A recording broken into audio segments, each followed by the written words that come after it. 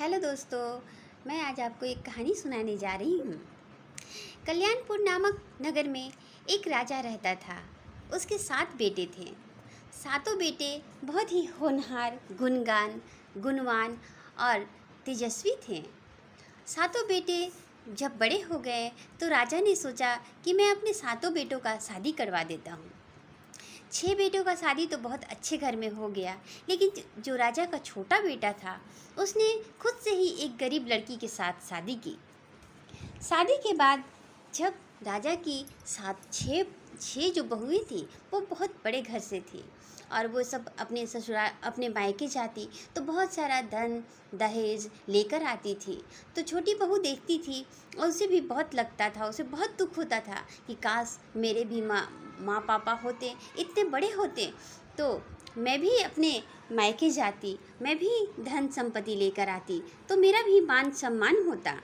ऐसा सोचती रहती थी। एक दिन जब राजा के छोटे बेटे ने रानी से कहा, अपनी बीवी से कहा कि हे चलो रानी, हम भी अपने ससुराल होकर आते हैं।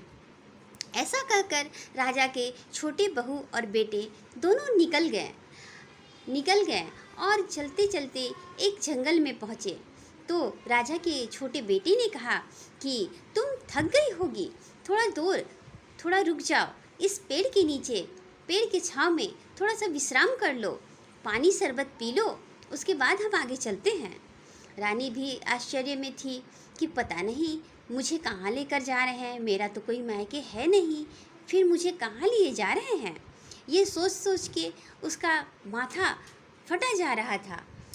तो जब रानी को पीने के लिए शरबत मिला तो रानी उसी पेड़ के नीचे में बैठी हुई थी और वहाँ एक सांप का एक बिल जैसा बना हुआ था। रानी का मन बहुत भारी हो गया था।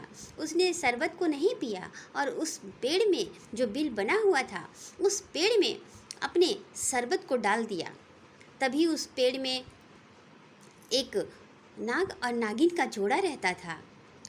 वो बहुत प्रसन्न हो गए शरबत को पी करके और निकले और बोले कि हम तुमसे बहुत प्रसन्न हैं, बताओ तुम क्या मांगती हो। उन लोग दोनों राजकुमार और रानी डर गई। तो उसने कहा, नाग देवता ने कहा कि तुम डरो मत, तुम्हें जो मांगना है वो मांग लो, तुम इतनी चिंतित क्यों हो। तो रानी ने बताया कि मैं एक गरीब घर की बेटी हूँ, मेरा कोई नहीं है, इन्होंने मेरे से शादी की और इनके घर वाले सब बहुत ही बड़े बड़े घरों में इनके भाई का शादी हुआ, लोग बहुत बड़े बड़े हैं। वो लोग जाती हैं और बहुत सारा धन लेकर के अपने घर आती हैं और मुझे दिखाती हैं।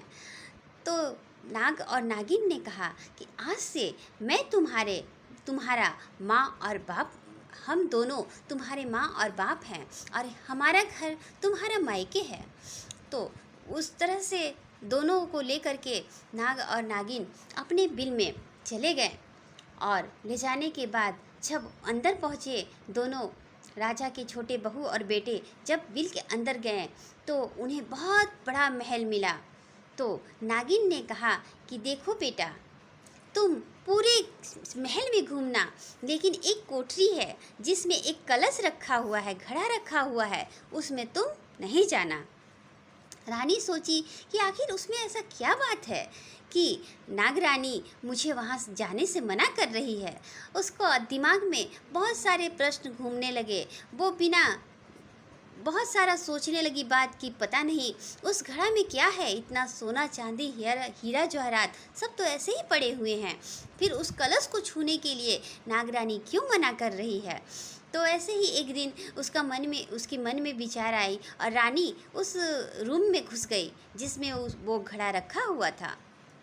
उसने उस घड़े को खोला तो उसने देखा कि उसमें नाग नागिन के बहुत सारे छोटे छोटे बच्चे थे। तो जिसे उसने निकाला और डर के मारे उनको रखने लगी। रखने समय एक जो बच्चा था उसका पूँछ कट गया तो रानी तो घबरा गई। इस तरह से घबरा करके उसने जल्दी से उस कमरे से बाहर निकली और निकल कर और फिर जब उनका जाने का दिन आया, जब वो सोची कि चलो हम घर को जाते हैं, तो उन्होंने नाग नागिन से अपने घर जाने की परमिशन मांगी, आज्ञा मांगी। तो नागिन बोली कि ठीक है बेटी, तुम अब अपने घर जाओ, अपने ससुराल जाओ। और इस तरह से उसने बहुत सारा सोना चांदी हीरा जवाहरात दे करके दोनों राजा और रानी को अपने घर से विदा किया। जब राजा और रानी अपने घर पहुंची तो उनके घर वालों ने देखकर कहा कि वाह, कितना सारा सोना चांदी आखिर लेकर कहाँ से आई है। इस तरह से सोचने लगी। ऐसे ही दिन बीतते गया। नाग नागिन के बच्चे बड़े हो गए। तभी बड़े हो गए तो सभी जिस बच्चे का पूँछ कटा हुआ था, उसके बाकी भाई बहन उसे बहुत चिढ़ाते थे कि देखो ये बंडा है, इसका तो पूँछ कटा हुआ है। तो एक दिन उस पूँछ कटे हुए बच्चे ने अपनी माँ से पूछा कि माँ, मेरा पूँछ कैसे कट गया। तो नाग नागिन ने सारी कहानी बताई कि एक तुम्हारी बहन आई थी जिसने जो देख रही थी तो तुम्हारा पूँछ कट गया। तो वो बच्चा बोला, नाग नागिन का वो बच्चा बोला कि मैं उसे काट दूंगा, मैं उसे मार दूंगा, उसके कारण मुझे कितनी जिल्लत सहनी पड़ती है, लोग मुझे चिढ़ाते हैं, मुझे अच्छा नहीं लगता। इस तरह से सोच करके वो एक दिन उस रानी के घर पहुंच गया।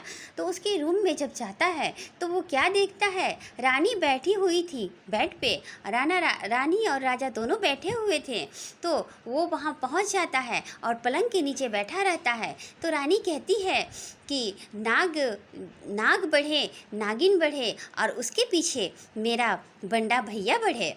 इस तरह से वो राजा से बात करती है और रोज़ यही बात कहती है। रोज़ जाता है और रोज़ घूम करके वो आ जाता है। इस तरह से जब नाग रानी पूछी कि बेटा क्या तुम वहाँ गए थे, तो बोलता है कि हाँ माँ, मैं वहाँ गया था पर मैं दीदी को नहीं काट पाया। तो बोली कि क्यों नहीं काट पाया। तो दीदी मेरे बारे में बहुत सोचती है, तुम्हारे बारे में सोचती है और पापा के बारे में सोचती है, मैं इसलिए उसे नहीं काट पाया, इसलिए मैं उसे छोड़ आया। और मैं भी उसे बहुत आशीर्वाद देता हूँ कि दीदी जहाँ भी रहे खुश रहे, आबाद रहे। दोस्तों, ये कहानी आपको कैसी लगी आप ज़रूर कमेंट करके मुझे बताइएगा। और इसी तरह से और कहानी सुनना चाहते हैं तो वो भी बताइएगा।